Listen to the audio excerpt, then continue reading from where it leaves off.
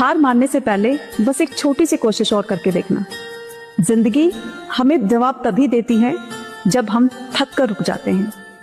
जीतने वाले कोई बहुत बड़े ताकतवर नहीं होते, बस वो एक छोटी सी कोशिश और करके देखते हैं। असफलताएं सबकी लाइफ में आती हैं, वो एक इशारा होती है कि जिंदगी अभी खत्म नहीं हुई, चल आगे बढ़, एक कोशिश और कर।